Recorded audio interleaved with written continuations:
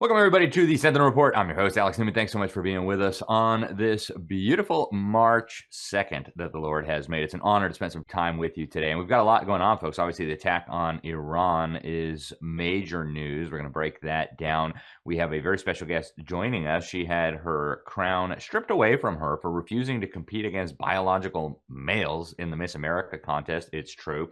And also united in hate. We're going to take a look at the Sharia, Islamic, jihadist craziness with a very special guest. So stay tuned for all that. Before we get started, we got a word from the Word. This comes out of Romans chapter 12, verses 18 and 19. The Bible reads, "If possible, so far as it depends on you, live peaceably with all. Beloved, never avenge yourselves, but leave it to the wrath of God. For it is written, 'Vengeance is mine, I will repay,' says the Lord." And it's a good reminder, like in all of our interactions, right? Like to the largest extent possible, as much as it depends on us, we need to try to have peaceable and pleasant relations with everyone. We don't need to take revenge. Some people say vengeance is fine, saith the Lord, but that's not what he says. He says vengeance is mine. God will make sure everything works out just fine.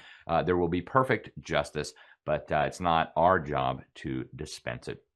Before we get into the news today, I want to remind you, folks, we've talked about this quite a few times here, but more than 37% of children in this country are going to be subjects of a CPS, a Child Protective Services investigation, by the time they turn 18 years old. About 83% of those will be determined not to have been victims of neglect or abuse. But even for innocent families, the process is unbelievably traumatic. One of the things that my family and I did to prepare for that possibility, we hope we'll never need it, but we joined Heritage Defense. It's a wonderful organization. It's for Christian homeschooling families. And if you get that terrible knock at the door, they will have an attorney standing by 24 hours a day, 7 days a week in all 50 states to help you navigate this process. And they will defend your God-given parental rights and responsibilities to the best of their ability. So we've got that phone number right on our refrigerator. And I would encourage you folks to go take a look. It's at heritagedefense.org, heritagedefense.org. And don't wait till the social worker shows up, till the nosy neighbor that doesn't like you reports you to the CPS before getting prepared. It's just like an insurance policy. It's like peace of mind. And so I would really encourage you to check it out. It's at heritagedefense.org. Now, turning to the news, we have the great Andrew Muller joining us here. He is Chief of Operations at Liberty Sentinel Media. He's also a contributor to the New American Magazine. We're going to start with what's going on in Iran. Obviously, the U.S. government launched Operation Epic Fury in the early hours of Saturday morning. We had American warplanes targeting military targets all across Iran, the capital Tehran. Apparently, negotiations to stop the regime from developing nuclear weapons were unsuccessful. At least that's what the Trump administration is saying, and that this was necessary to protect our national security. Iran, of course, has been retaliating, hitting American ships and American allies all across the Middle East. Missiles have been pouring into Israel as well, and there have been targets hit in Qatar and in Bahrain and in the United Arab Emirates. Basically, the Iranian regime is lashing out. Trump has pointed to the fact that the Iranian regime likes to chant death to America, and the fact that the Iranian regime has been involved in terrorist attacks that have targeted Americans going back many, many decades now, including the infamous bombing of the U.S. Marines in Beirut back in 1983. And so, as Pete Hegseth said, we didn't start the war, but we will finish it. Trump announced that the Ayatollah Khomeini is dead. Check it out. Iran's formerly supreme leader, Ayatollah Khamenei, is dead. This wretched and vile man had the blood of hundreds and even thousands of Americans on his hands and was responsible for the slaughter of countless thousands of innocent people all across many countries. Also, Trump announcing that 3 Americans have died so far and that there will probably be more deaths. Check it out. Combat operations continue at this time in full force, and they will continue until all of our objectives are achieved. We have very strong objectives. They could have done something 2 weeks ago, but they just couldn't get there. Earlier today, CENTCOM shared the news that 3 U.S. military service members have been killed in action. As one nation, we grieve for the true American patriots who have made the ultimate sacrifice for our nation. even as we continue the righteous mission for which they gave their lives. We pray for the full recovery of the wounded and send our immense love and eternal gratitude to the families of the fallen. And sadly, there will likely be more. Yes. Now, turning to Pete Hegseth, Secretary of War, here were his comments. Through the blood of our people, car bombs in Beirut, rocket attacks on our ships, murders at our embassies, roadside bombs in Iraq and Afghanistan, funded and armed by Iranian Quds Force and IRGC killers. My generation of veterans carry the names of brothers who never came home. Brothers butchered by Iranian-backed roadside bombs and well-armed militias, thousands of our own. We didn't start this war, but under President Trump, we are finishing it. Their war on Americans has become our retribution against their Ayatollah. There you have it. Now, I want to turn to J.D. Vance. This was not that long ago. This is back in 2024, speaking about Iran. Yeah. But America's interest is sometimes going to be distinct. Like sometimes we're going to have overlapping interests, and sometimes we're going to have distinct interests. And our interest, I think, very much is in not going to war with Iran, right? It would be a huge distraction of resources. It would be massively expensive to our country. And here is President Trump back in 2015 during the GOP primary talking about the Middle East. The war in Iraq, we spent $2 trillion, thousands of lives. We don't even have it. Iran is taking over Iraq with the second largest oil reserves in the world. Obviously, it was a mistake. So George Bush made a mistake. We can make mistakes, but that one was a beauty. We should have never been in Iraq. We have destabilized the Middle East. But so you still think he should be impeached? I think it's my turn, isn't it? You do whatever you want. You call it whatever you want. I want to tell you, they lied. Okay. They said there were weapons of mass destruction. There were none, and they knew there were none. There were no weapons of mass destruction. All right. Yep. And here is Trump in 2024. I will tell you, you're not going to have a war with me, and you're not going to have a third world war with me. That I can tell you. Here's Trump in 2011 speaking about Iran. Our president will start a war with Iran because he has absolutely no ability to negotiate. He's weak and he's ineffective. Yeah, he was talking, of course, about Barack Obama, who very much did help build up the Iranian regime with his ridiculous deal. Folks, as for me personally, one of my big concerns is that there has been no authorization from Congress for this. The U.S. Constitution is very clear. Congress has the war powers, not the president. Whether you like Trump or you don't like him, whether you like Barack Obama or don't like him, we don't want the power to start wars in the hands of one man who is fallible. The Founding Fathers deliberated on this, and they decided that Congress should be the institution with the power to declare war. And once Congress declares that war, then the president, as commander-in-chief of the armed forces, would be empowered to prosecute that war. Whether this is a wise war or a not-so-wise war is another subject entirely. I don't think there's a lot of supporters in the United States of the Iranian regime, although I may be wrong. But personally, I think the real issue here for right this moment is, where is Congress? If we're going to have a war, Congress needs to have a discussion about this. They need to determine whether we should have a war, what the objectives should be, what victory looks like, so that we don't get stuck in exactly what Donald Trump described, these failed quagmires in the Middle East that have cost our country trillions of dollars in recent years. I want to bring Andrew on the program. Andrew, what do you make of all of this with what's going on? Well, I think you're exactly right. You hit the nail on the head. Congress has to be involved in this. But unfortunately, Alex, I think what Trump has done is a little bit of a betrayal to the base, betrayal of what he campaigned on. He said no new wars. J.D. Vance explicitly talked about not going into war with Iran. And I do think this is a continuation of the rhetoric we've seen from the war hawks in the GOP for the last few decades, which is Iran is days away from a nuclear weapon. They're months away, hours away, whatever it is. And we had Operation Midnight Hammer just months ago, which allegedly destroyed Iran's nuclear capabilities. And now we have to go in and neuter them once again. So I think think that this is not necessarily in line with the America First campaign. You'll never get me to defend Iran or the Ayatollah. I'm not doing that. But I do think when you have a United States crisis at home with mass migration, first-time homebuyers being in their 40s, an economy that's on the brink, elections that aren't fully secure, and yet we're spending our time, resources, treasure, and blood in a foreign nation, I do think that is a contradiction of America First. And I'll tell you, Alex, I've talked over the past few days, just anecdotally, with a few of my friends who are all draft age, tax-paying Americans. Not a single one of them think this is a good idea. And I think that is a sentiment that's spread across the MAGA base. So now that we're involved in this, I do hope it ends well. I do hope that Americans, are safe and not hurt, that the objectives of the president are achieved.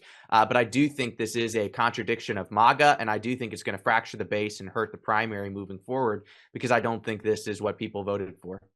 Yeah, and I've seen a lot of that on social media. People saying like, "Wait, I thought we were voting for the anti-war president, and here we are in another war." As the father of some children who are rapidly approaching draft age and the possibility of World War III on the horizon here, I remain very seriously concerned about all of this. And let's not even discuss the $40 trillion in debt, the $200 trillion in unfunded liabilities.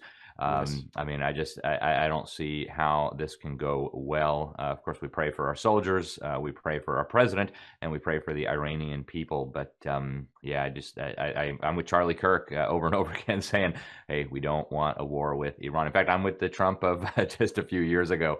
Not a good idea, in my opinion. Now, one of the things that I was really concerned about, and as soon as I heard that the attack had started, this is the first thing that came to mind, was the possibility of terror cells, sleeper cells, loyal to the mullahs in Tehran, launching attacks or other types of destructive activities in the United States. And sure enough, we've now got a gunman wearing clothes with supposedly an Iranian flag and the words "property of Allah" on it, killed 2 people, wounded 14 in Texas at a bar. Unbelievable. This Associated Press is reporting that this is possible terrorism.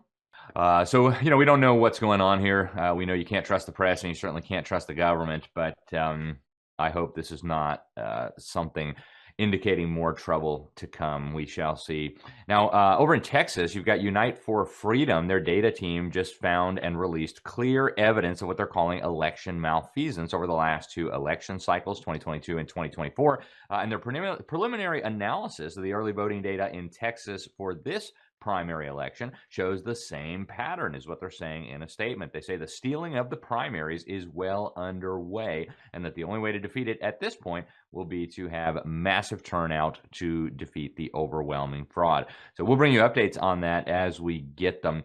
But there are other dangers waiting in the wings as well. Former Obama hack Susan Rice, and of course, longtime Democrat operative, vowing that the Democrats are going to weaponize the government to go after Trump and really anybody who doesn't resist Trump. Check this out. If these corporations think that the Democrats, when they come back in power, are going to, play by the old rules, and say, "Oh, never mind, we'll forgive you for all the people you fired, all the policies and principles you've violated, all the laws you've skirted." I think they've got another thing coming. I think whether you're a law firm, whether you're a university, whether you're a media entity, whether you're a big corporation, whether you're big tech, you need to play a long game, not this short game that has been so detrimental. There will be an accountability agenda. Companies already are starting to hear they better preserve their documents. They better be ready for subpoenas. If they've done something wrong, they'll be held accountable. And if they haven't broken the law, good for them. If they've done the right things, good for them. That also will be noted and remembered. But this is not going to be an instance of forgive and forget. Right. The damage that these people are doing is too severe to the American people and to our national interest. Wow. So there you go, Trump administration. They're coming for you. They're coming for us as soon as they get back in power. Meanwhile, you let them do the COVID thing. You let them censor us. You let them silence us. You let them jail some of your key people, and nobody's in handcuffs, even after the Epstein stuff. Folks, I think we have our priorities wrong. There's plenty of bad guys right here in the USA, that we don't need to go abroad searching for monsters to destroy. Speaking of monsters, not saying she's a monster, but NEA boss Becky Pringle, sounding like something's really wrong with her, urging teachers to keep on resisting Donald Trump and immigration enforcement and federal law. Check this out. Depending on us, rise up! NEA, hold on! Hold on! Don't let go of anyone's hand! Yeah, I know it'd be easy to say like, oh, Alex, you used AI to make that. No, I promise I didn't. Like, that's actually the head of the largest union in America, over 3 million teachers taking their marching orders from that. So yeah, keep on sending your kids and see what happens, right? Now, declassified CIA files that are making the rounds again, really chilling blueprint to manipulate the minds of Americans through covert drugging, through vaccines. Folks, this stuff is crazy. They talk about compounds that would be able to produce an agitating effect capable of producing anxiety, nervousness, or tension, or a depressing effect, creating a feeling of despondency, hopelessness, or lethargy. Folks, unbelievable. They were talking about using this, it was Project Artichoke, to be able to get people to involuntarily commit assassinations against American officials. Why would the CIA want people to involuntarily commit assassinations? It's on the declassified documents, folks.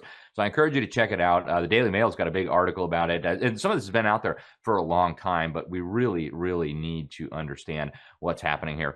Now, Epstein's brother, Mark Epstein, just told our friend and colleague Elizabeth Lane that he believes his brother was murdered in jail. Listen to this.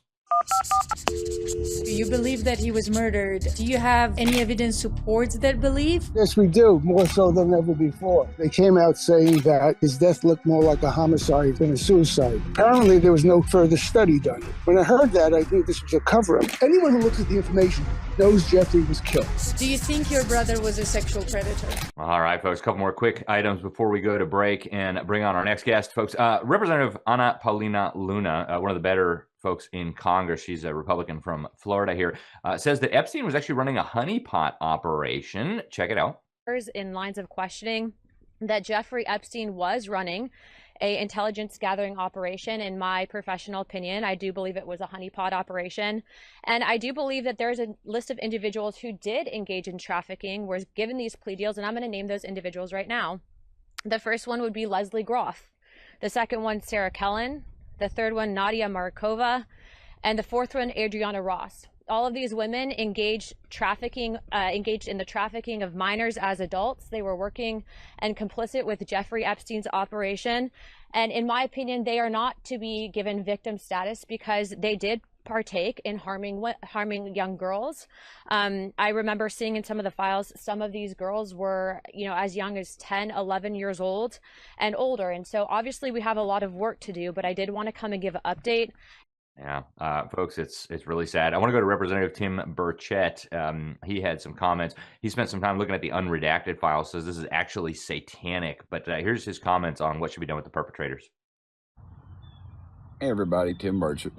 I woke up this morning thinking about some stuff, and that stuff kind of makes me angry. I hear people saying, no, they're trafficking. Well, we got to get that straight. They're pimps. And when they say trafficking young kids across state lines for sex with adults, no, they're not. They're selling these kids to get raped.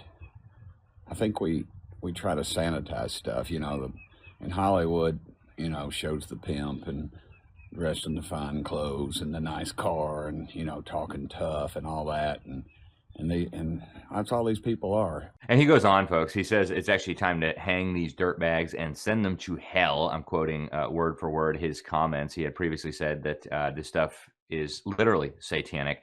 And on that note, the first openly transgender lawmaker in the United States, a Democrat from New Hampshire, just pled guilty to child sex charges involving children as young as 3 years old, folks. It gets sicker and sicker and sicker. We're going to go to break in just a moment, but before we do, I want to remind you about our friends over at Classical Conversations. This is the largest classical homeschooling organization in the world, almost 140,000 students worldwide. It's actually where my own children are enrolled. And if you're looking for a real education for your children, an education that's God-centered, right? For them, the purpose of education is to know God and make him known. It's a wonderful alternative to check out. So get over to classicalconversations.com/LSM, classicalconversations.com/LSM, and check out what they have to offer. I'm sure they have a community near you. And I'll tell you what, our family has been members for years, and we wouldn't trade it for anything. Stay with us. We're going to be right back after this quick break with our first guest right here on the Sentinel Report. Hey guys, Alex Newman here. I want to tell you about a wonderful ministry that is doing incredibly important work. That's Public School Exit. I am very blessed to serve as the volunteer executive director. We've got an incredible team, and our mission is simple. Try to get as many children into the safe sanctuary of Christian education as humanly possible, as quickly as possible. Government schools are no place for children. Children need to learn about God. They need to learn the Word of God. They need real education. They need to learn how to read, write, and do math. And we all know that's not what's happening in the government schools. In fact, what's happening is they're turning our children into revolutionaries, little radicals ready to burn down our churches and our civilization, not to mention our families. So go check it out today, publicschoolexit.com. We've got all kinds of resources for parents, for pastors, for taxpayers, for everybody down the line. And folks, this is one of the most critical battles. So go check out our partners at publicschoolexit.com, publicschoolexit.com.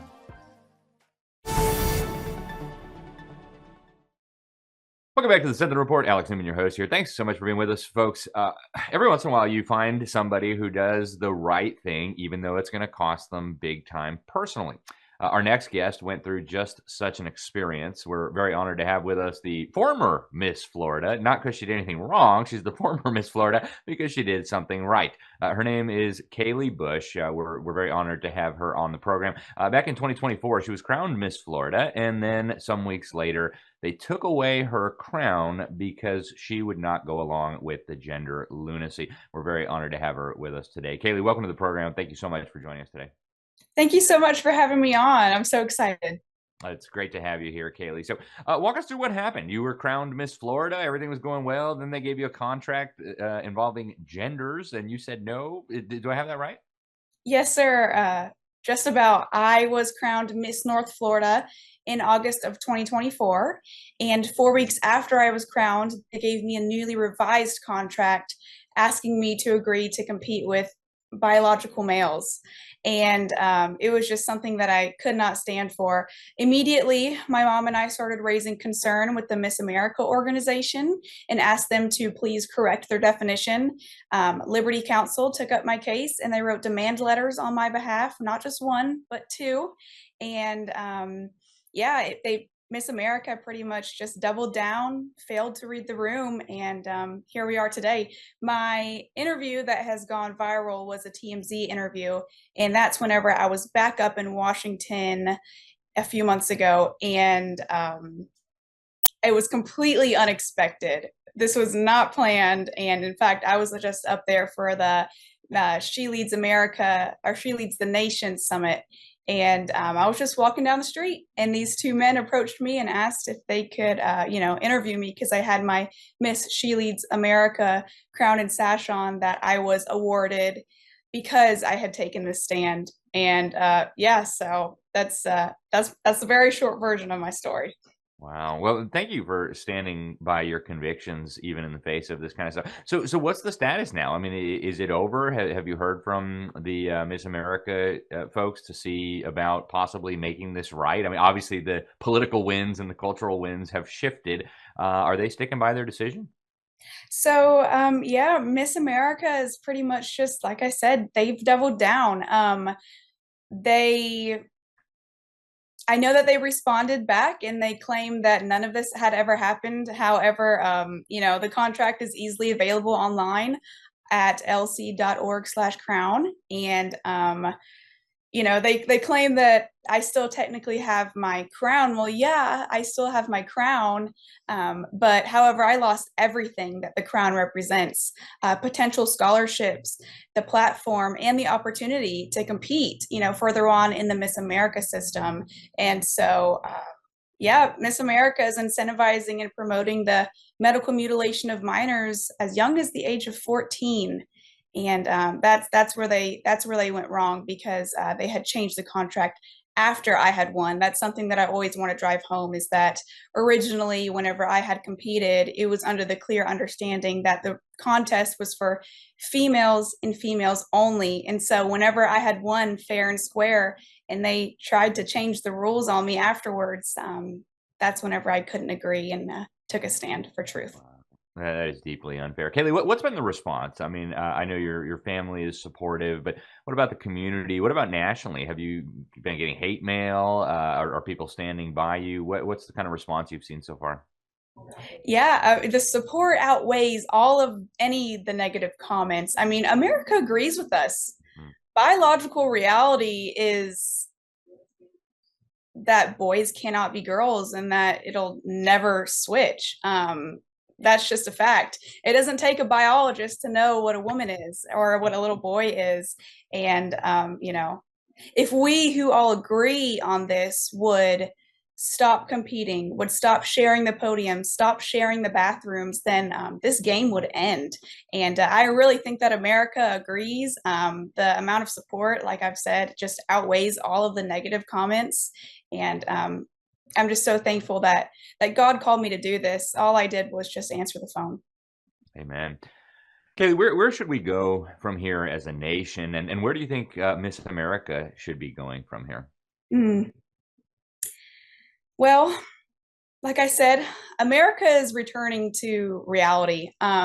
I believe that we need truth, and that we need biblical standards put back into our school systems, into our government.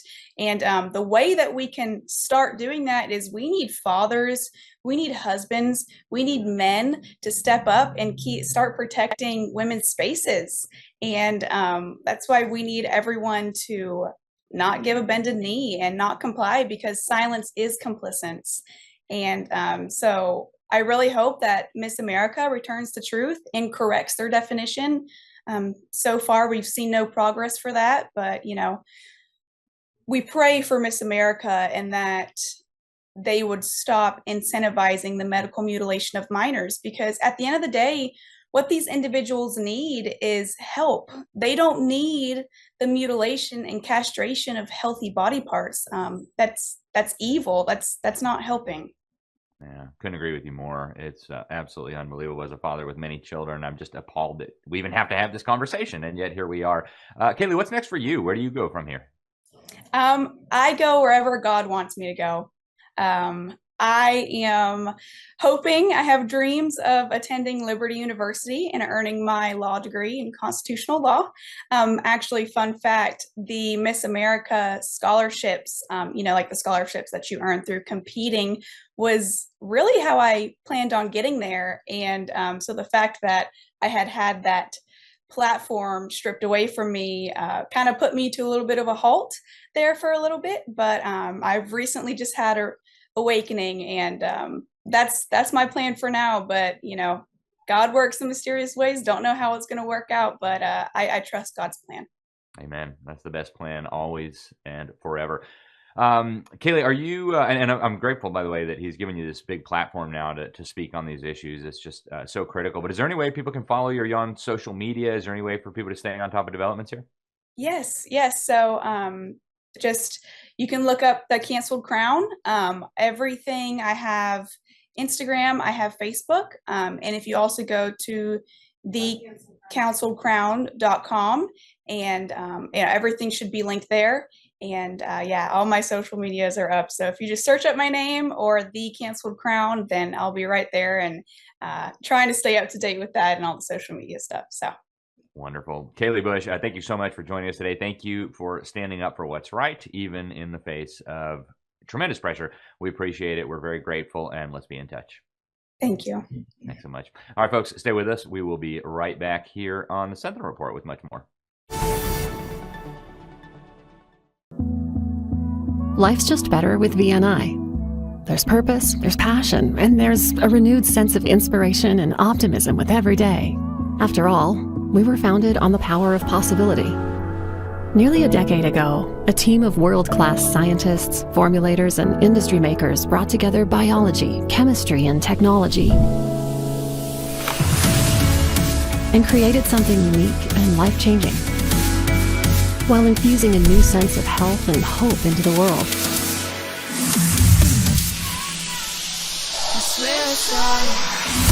With every product comes an empowering opportunity to take charge of our destiny. One where we feel rejuvenated and energized, and everything else around us feels lighter, brighter, and full of promise.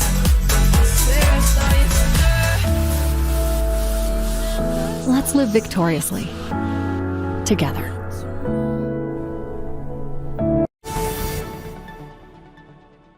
Welcome back to the Sentinel Report. Folks, in the last segment, we ended up talking about Epstein and the trafficking of children by evil monsters. And one of the places where some of that trafficking is getting its start is what seems like an innocent, fun gaming website that children all over the world are using. And there's lawsuits about it. It's been in the news. It's called Roblox. Our next guest, who's actually in the Christian entertainment space, he's working on a really interesting gaming platform based in biblical truth. And he says this is a big problem. We've got gaming addiction. We've got children being groomed and kind of people getting their hooks into them on some of these platforms. So I want to bring on today Brent Dusing. He's the founder and CEO of TruPlay. Brent, welcome to the program. Thanks for joining us. So during the break, we talked a little bit about Roblox, and I've seen some of this in the news, but give us the scoop. What's going on here? Yeah, if you're watching and you've got kids, don't let your kids use Roblox. Roblox is a gaming platform that sounds like a lot of fun. It's a platform where kids get to make their own games and then play games other kids make, which sounds amazing. Unfortunately, for over 10 years, they've had issues of pornography, child pornography, sexual predators, sex trafficking, hyper-violent demonic content, LGBT content for kids pushed for years and years. And there's all kinds of lawsuits going on about that. There's reports that are easy to find all over the internet of, sadly, children being abducted. There was the most recent case I can think of in Long Island in Stony Brook, a 15-year-old kid. I don't know that he's been found, was abducted very recently. We happen to know at TruPlay because we, talked to a lot of parents and kids. We've met two different sets of parents who've had kids on Roblox have predators come after them. So it's a dangerous place. And the sad thing is it's gone on for a long time and Roblox hasn't stopped it. Yeah, it's horrible. And, these children think they're talking to some other child. They're like, hey, I'm 13 too. Like, where do you live? And before you know it, they're organizing a meeting with a pervert who wants to kidnap them or traffic them. Even when that's not the stuff going on. I've seen some of these games, even when I was younger. I remember like Grand Theft Auto, where like the whole point of the game is like you kill people and steal cars and shoot cops and sell crack and rent prostitutes. Yeah. Like, that's entertainment and gaming. Yeah. What's going on with this? And how is it that they're getting our kids like so addicted to this wicked, evil content, Brent? So I actually happened to meet somebody who was involved in the creation of the first Grand Theft Auto game. And they knew this was a conscious choice to put in, as you mentioned, the drug selling, the shooting cops, the soliciting prostitutes in the game, because they knew it would generate controversy, but they also knew it would be tantalizing to kids. So everything that you see, whether it's trans content for kids, whether it's, satanic content being pushed on children, sex trafficking, there are adults that are making active decisions to either propagate that behavior or allow that behavior to happen. Why? Because unfortunately, like Jesus told us 2,000 years ago, that the thief comes to kill, steal, and destroy. What's the most precious thing to me, to you, to anybody listening? Our kids. Right. And so unfortunately, things have never been worse for our children than they are today. Anxiety, suicide, depression rates are all-time highs for kids. There are all types of sexual predators coming after kids online. There's a mental health crisis for our children. And sadly, only 31% of our children in America believe in God without a doubt, compared to 68% of people over 40. And that's very simple. They're on a screen 50 hours a week. And most of the content they see is either neutral or incredibly negative, right? It's incredibly poisonous and toxic to their minds and their soul and in their future. So at TruPlay, we've decided to do something about it. We've built and released a platform. You can download it on the App Store today on Google Play. It's a fantastic platform. It's got over 100 hours of content. We're adding new stuff all the time, video games, comics, video content that kids love. And everything we do is built to be beautiful and fun, but also contain God's truth. Yeah, I love it. It's so desperately needed. I've been saying for years, like, we've got to have Christians who know computer programming and who know technology and who know how to make fun games and cool movies. And I'm just really, really overjoyed that we're starting to see people stepping into this space. You mentioned something about the enemy, and I was thinking, the Bible describes Satan as a lion seeking whom he may devour. And if you ever watch like those nature shows, you see the lion never goes for like the big wildebeest. He goes for the baby that's like left unattended. And I'm thinking, like, that's what's happening with these kids. The monsters are going after the little ones. It's just horrific. Brent, you've got a lot of experience in this space. You actually founded Lightside Games. This is a pioneering Christian gaming studio that reached more than 7 million players.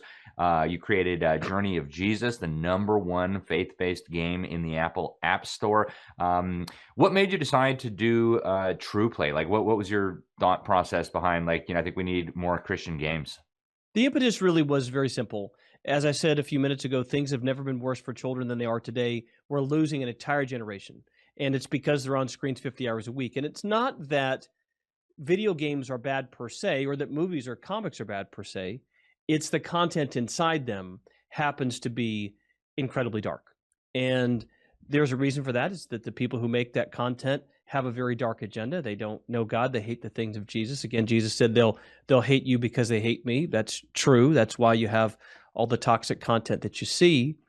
And so we thought, look, telling children to never pick up a screen only goes so far, right? It's not realistic to think your kid's going to play outside 8 hours a day and chew tree bark, and they're probably not going to watch Andy Griffith reruns. So we said, we've got to build something that's modern, that's cutting edge, that kids are going to love. So we built games that are really fun, that are built with beauty, but that also tell stories. And every story we tell, whether it's a biblical story like King David's Battles or a game called Stained Glass, or a set of characters that we made that live in this fantasy world where the Bible's true and God is real, but there's also real evil that they're battling. And these kids and these characters have their own stories that are told, and they're dealing with issues kids deal with today, but they face those challenges during their adventures in a way that's constructive and positive and based on biblical foundations. That's wonderful. Brent, I want to thank you for doing this. The website is TruPlayGames.com. Can people go in the App Store and just get this right now, Brent? Yeah, you can download it. You can download TruPlay on the App Store. Just search for TruPlay, TruPlay. You can also get it on the Google Play Store. So we run on most phones and tablets. You can also sign up on the website. We've been endorsed by some tremendous people in the Christian community, and we really built this for parents. Screen time is every mom's #1 issue, and so we built this as a solution to really help parents and walk alongside them. And our commitment to TruPlay to parents is that every piece of content that we make is grounded in God's truth, so you can trust it. There's no ads. There's no in-app purchases besides the subscription one time, and there's no chat rooms, so you can trust it. Your kid will be safe. And by the way, as a parent, you might actually enjoy playing some of the games with your kids. That's awesome. Hey, Brent, thank you very much. Please keep us updated on what you're doing. Really appreciate your work, and thank you very much for joining us today. Great to be with you today, Alex. Appreciate you. Thanks so much. God bless. All right, folks, stay with us. Last but not least, we've got my friend Jamie Glazov coming on. He's been on the program before. He is, in my opinion, one of the top experts on Islam and Islamic theology, and he's got a new book out called United in Hate. And with everything going on in the Middle East, I think you need to hear what he has to say. So stay with us. We're going to be right back after this quick message.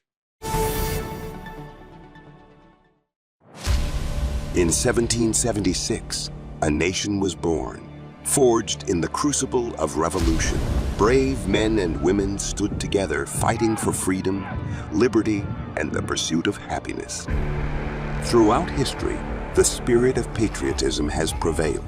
The battles may have changed, but the values remain the same. Today, in 2024, we find ourselves at a pivotal moment where the call for unity, freedom, and a better future echoes louder than ever. Introducing Patriot Mobile, the wireless carrier that stands with you. We are committed to supporting the values that make our nation great. With affordable plans and reliable nationwide coverage, Patriot Mobile is not just a wireless service. It's a call to action for those who believe in the American dream. Because this year is not just any year, it's the most important year since our nation's founding. Choose a wireless carrier that shares your values.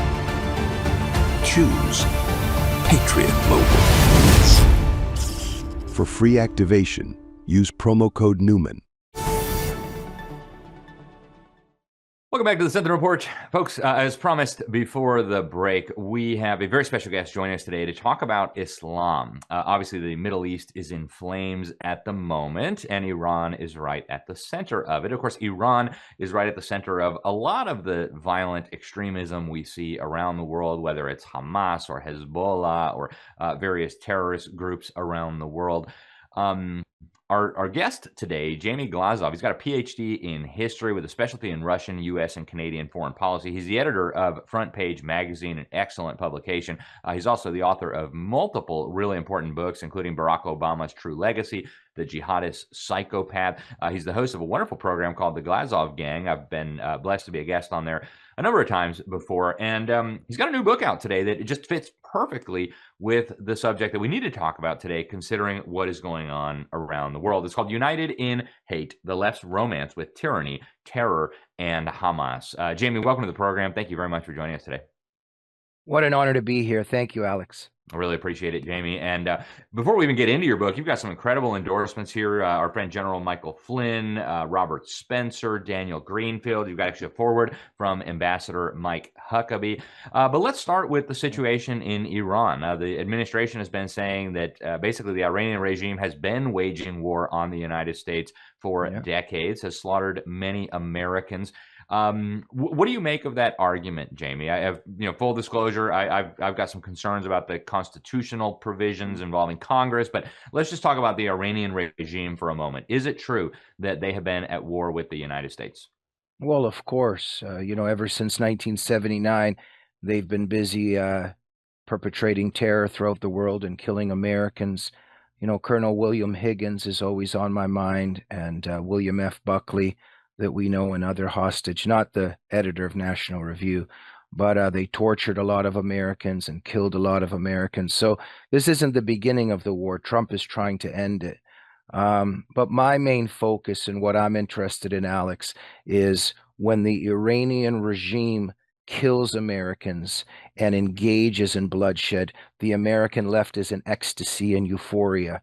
And when America and Israel hurt that barbaric, monstrous regime, the left starts seething and starts weeping. And that's what United in Hate is about. I give the history of the romance with communism, and then after 9/11, a real romantic dance began with Islam and with jihad and with Sharia. And I'm very fascinated in that mentality, why the left loves these tyrants. And we see it right now, not just on the left, but as you know and are observing, Alex, this Jew-hating anti-Americanism is also spreading on the woke right. Yeah, and I want to get to that very significant question, Jamie, because it doesn't compute, I think, for normal people. Why would commies and socialists and radical left-wingers and even kind of extremist liberals, why would they like and support and get along with a jihad, Sharia supporting Islamist regime? And I mean, we see that geopolitically too. We all know that Tehran is closely allied with Beijing and with Moscow.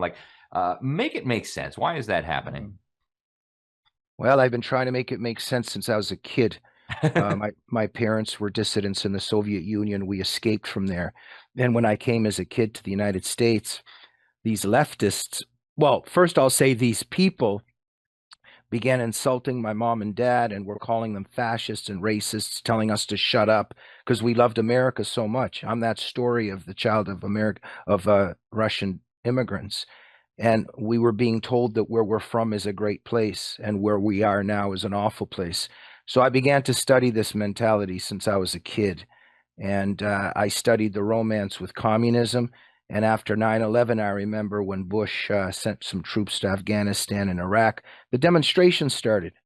And I'll never forget, there was one leftist feminist almost naked at a demonstration screaming Allahu Akbar right by an Islamist. And I was thinking, what is going on here? And so, Alex, this kind of takes 7 hours, but also because I'm still perpetually confused to some extent by it. But there's, some places that we can begin. Yeah. Communism and Sharia and jihad want to destroy the old earth, and they want to build their Sharia paradise on the ashes. Leftists want to destroy the Judeo-Christian tradition. They hate their host society in the West. They want to destroy the patriarchy, quote unquote, the capitalist democratic infrastructure. And the only way they build their classless utopia is on ground zero. That's why United in Hate documents the euphoria of leftists after ground zero, because when there's destruction, Mao Zedong wrote about how important it is to kill millions of people. As Christians, we believe that through Jesus's blood, we are redeemed. For the left, it's human blood that they cause upon which redemption happens on earth. So they are united in hate because the left wants to destroy the Judeo-Christian civilization, and so does Sharia. That's the beginning of the conversation. And there's a death wish underlying there. I document and I continue to study this. Leftist feminists traveling to Gaza, to the Palestinian territories, to ally themselves and help these people. And then they end up getting brutalized and raped. And this is no surprise. This is nothing new. The left has been engaged in this masochistic death wish for many, many decades. And it's continuing right now. Look at the people crying that Khamenei has been killed. And what would happen to these people if they were in Iran and said one word that the Islamic regime would disagree with? They'd be executed. Huh? Yeah. Yeah. It's truly amazing, Jamie. So one of the things that we're seeing in the midst of this conflict, and it's only been going on, I guess, officially for a few days, is the Iranian regime even lashing out against fellow Islamic governments, primarily the Sunni Gulf states, the dictatorships on the Arabian Peninsula. But they've been launching missiles. They've hit buildings, hotels, various targets across the region. How does this play in the old Shia-Sunni conflict? Are they going to keep attacking each other? Do you imagine eventually we'll see a united front where all of the Islamic regimes join together? Well, the quick answer is no. And I'm laughing in a tragic sense because a lot of the leftists and the Islamic activists, quote unquote, would say, how can we attack Iran during Ramadan? But meanwhile, Muslims are massacring each other during Ramadan all the time. And Ilhan Omar and Rashida Tlaib don't say too much when it's jihadists killing jihadists. I would answer it this way instead of getting into the complexities of Shia versus Sunni. Is it a religion of peace? Totalitarian, tyrannical monstrosities need to kill. My book, Jihadist Psychopath, very much writes about, because I studied psychopaths and I began to see that the way jihad is conquering us is through the same tactics. Totalitarians, even psychopathic individuals, totalitarian regimes and systems, they need the blood of others. They need to be in constant war. So in Islam, if they are not killing the kufr and the infidel and the non-believer, it becomes self-devouring and they begin to kill each other. And there's a constant war within each other. There's a constant bloodshed that's occurring. So we're not going to see any peace there. And it becomes a very self-destructive movement. And so communism was and is very self-destructive. Islam is very self-mutilating, and we very well know that the left is as well, not just in and of itself, but the way that it supports these tyrannical regimes. So the quick answer is no, but I'm always a little bit humored at the selective indignation of the unholy alliance, because if Trump does something during Ramadan that hurts a jihadist, the tears begin. But if the Iranian regime starts bombing fellow Muslims in the Middle East, they're not crying too much. Yeah. Yeah, and the congresswomen you just mentioned are another perfect illustration of this, right? They're on the radical left of the American political process, Omar and Tlaib and some of these others. It's fascinating. Jamie, we've only got about 5 minutes left, and there's so many questions I want to ask you, but I want to turn to the domestic front right now and looking at Europe, looking at the West. Just like you mentioned, it's largely been leftists and globalists who have imported enormous numbers of Muslims into Western Europe and into the United States. Barack Obama and Joe Biden have allowed millions of Muslims to come into this country with the full support of the Democrat Party and their allies in Congress.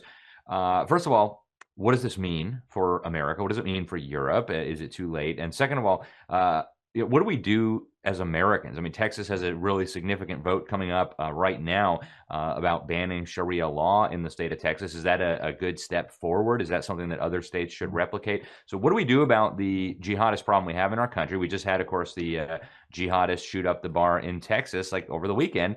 What do we do about it? And is it too late in Europe? Well, thank you, Alex. I would begin by saying this, and a lot of people don't want to hear these comments. They don't want to hear these. The problem we're facing, Alex, is people want to feel okay during the day. Most people don't want to listen to what I have to say. It's an emotional incapacity to accept the threat that we face. And so they'd rather live in an illusion. I would say, yeah, Europe is probably gone. We're heading there. But I would say this. We know that there's individuals that engage in suicide by cop, right? These individuals exist. My question is, and I want to put it on the table, what if an entire ideology and movement is ruled by the psychology of suicide by cop? And that's what the left is. And years back, it might have been a college professor saying something weird in a class. Now they're in control of our civilization. And so they're bringing in masses and masses and masses of Sharia believers to destroy our civilization. And you got to ask yourself, even when you see Rashida Tlaib and Ilhan Omar shouting at Trump, you got to ask yourself, what are these people doing here? When you look at the Muslims in NYC just recently screaming Allahu Akbar, saying we're going to take over, you got to ask yourself, what are they doing here? But the left has been very clever in what it's done in terms of its brilliant strategy, because what they did is they racialized Islam. Islam is not a race, but people are so terrified of being called racist that they can't say one word against Islam. The left has also conflated Muslims with Islam in the sense that if you criticize Islam, it means you hate all Muslims, which is total BS. At the Glazov gang, Annie Cyrus, myself, and everything we've been doing for years is trying to support persecuted Muslims under Sharia law. You don't see leftists doing that. But people are afraid to say anything. And so what the left is doing is it goes into a house, it shapes the boundaries of discourse, it terrifies the people from saying anything, it ties their hands behind their back, and then it opens the door and goes, come on in, guys. Come on in, guys. And then the jihadists come in. So we're being destroyed from within, Alex. And it's difficult to be optimistic. And a lot of people, they don't want to hear what I have to say. I'm going to fight till my dying breath. But unless we face the danger that we're in and articulate the truth, we're not going to be able to defend ourselves properly. And so the picture is very bleak. Yeah. We've got a lot of work and a sobering situation we find ourselves in. Folks, the book is United in Hate, The Left's Romance with Tyranny, Terror, and Hamas. Jamie, what's the best way to get a copy of this? Is it just through Amazon or your local bookstore? Amazon.com is a great place. Come to frontpagemac.com and get it in our bookstore. I mean, if you're really tired, you can get an ebook on Amazon, but Amazon and Front Page are the best places to go.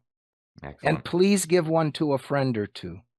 Yeah, and maybe to your congressman or somebody else who needs to be brought up to speed on what Christians across the Middle East and even into Europe have known for the last 1,400 But Alex, years. I just want to say under 20 seconds, maybe I'm dumb, maybe I'm not likable, maybe that's why I'm so marginalized in our culture, and hardly anybody invites me, right?